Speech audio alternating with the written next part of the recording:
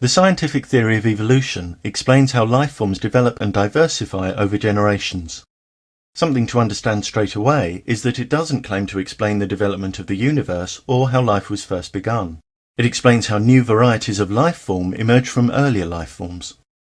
Even if life on Earth had been initiated by some kind of divine or alien intervention, that wouldn't affect the evidence for evolution, which is accepted by people who believe in one or more gods as well as those who don't.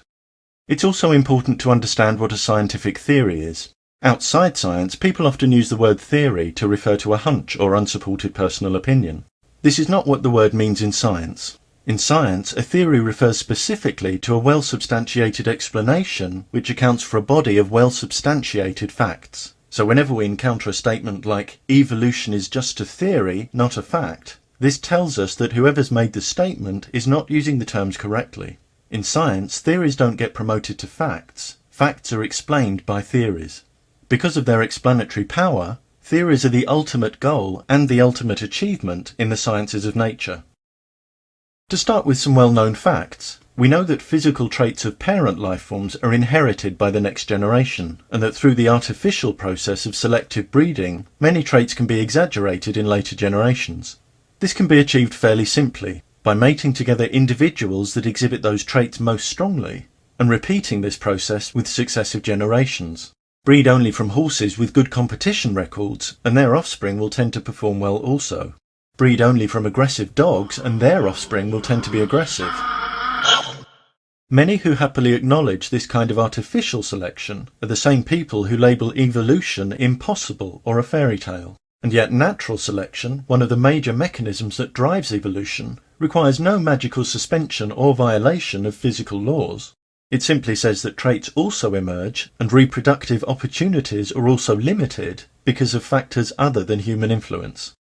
If a greyhound breeder selects only the fastest dogs for breeding stock, and in the wild only the fastest gazelles outrun their predators and survive to reproduce, then both nature and the greyhound breeder are favouring certain individuals for reproducing offspring and passing on their genetic information to the next generation.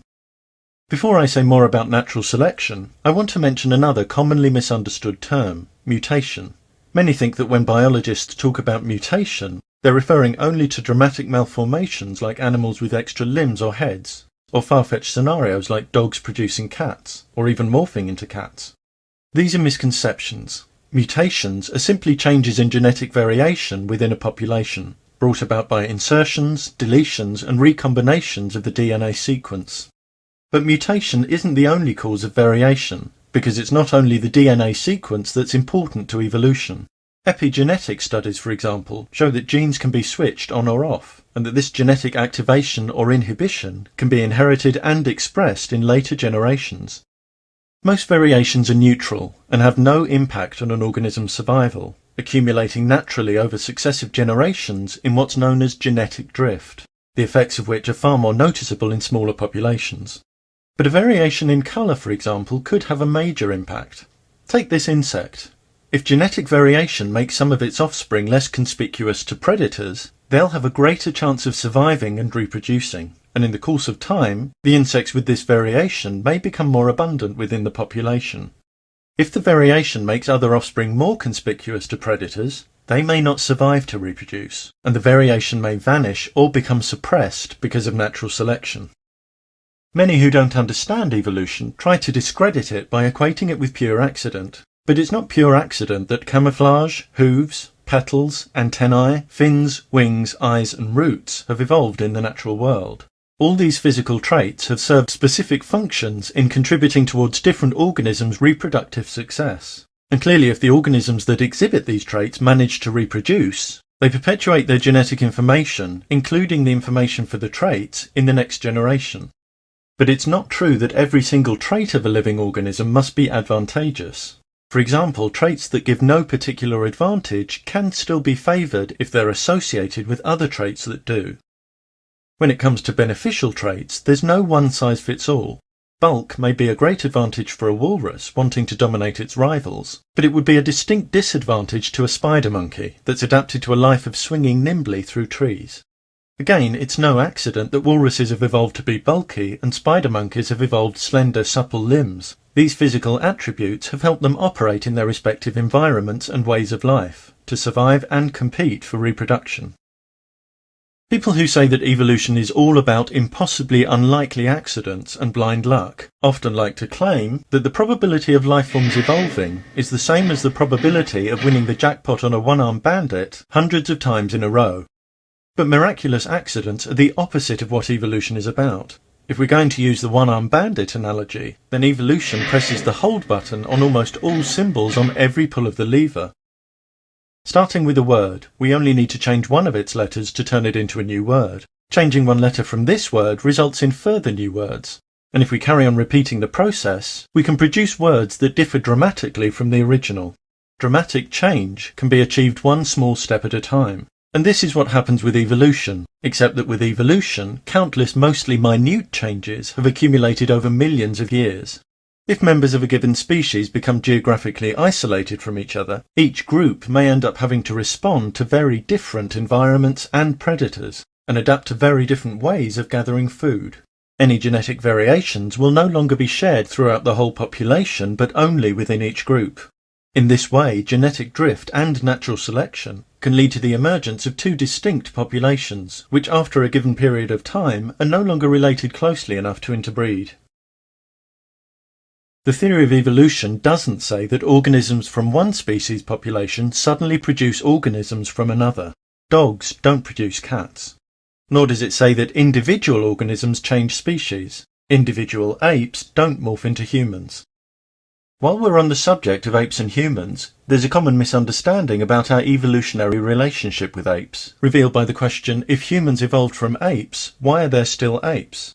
Firstly, humans didn't evolve from the apes we see today.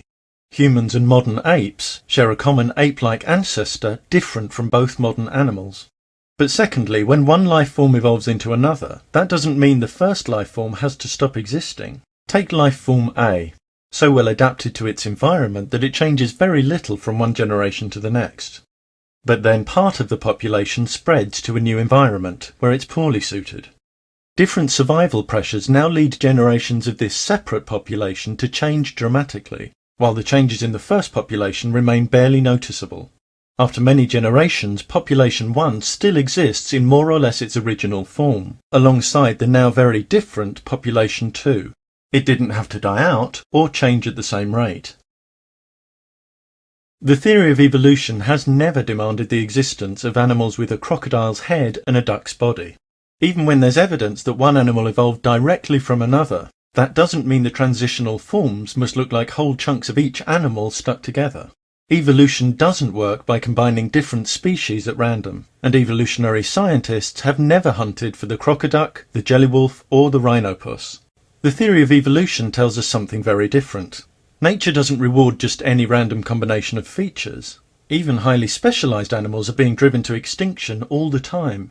Nature rewards only whatever is efficient at reproducing itself. The crocoduck, invented to ridicule evolution, has instead become the symbol of bad arguments against evolution. Some people feel that an acceptance of evolution implies or leads inevitably towards the desire for supremacist control over the breeding of human beings. But recognizing facts about nature doesn't mean you have any wish to apply them to social policy and commit gross violations of human rights. Evolution isn't an endorsement of eugenics, any more than accepting the fact that the females of numerous species kill and eat the males after mating is an endorsement of cannibalism. It's simply a recognition of reality. If someone tells you that the theory of evolution says any of the following, then they either simply misunderstand it, or they're deliberately misrepresenting it and trying to create confusion about science in the hope that this will lead to more support for their position. Either way, attempts to make evolution seem like a fairy tale by both the misinformed and the dishonest will continue to be exposed. The real fairy tale is the claim that evolution has anything whatsoever to do with dogs giving birth to cats, individual animals morphing into other species, or popping into existence through pure accident. If you speak to anyone who knows about and accepts evolution, you'll find that these ideas are as ridiculous to them as they are to the anti-evolutionist. Evolution is both a fact and a theory. It's a scientifically established fact that life evolved and continues to evolve, and the theory of evolution explains how it does so. There are many reasons it's important to understand evolution, not least because evolution is essential to our understanding of biology. And with viruses quickly evolving resistance to our existing defences, our failure to understand those processes will mean a failure to understand some of the most deadly threats we face. Because of the curiosity and careful dedicated work of generations of scientists, we now understand in greater detail than at any other time in our history answers to some of our biggest questions about life on this planet. They are a key part of the scientific inheritance we are wise to pass on to new generations, who with an honest first-rate science education will in turn no doubt refine our education with their own outstanding insights.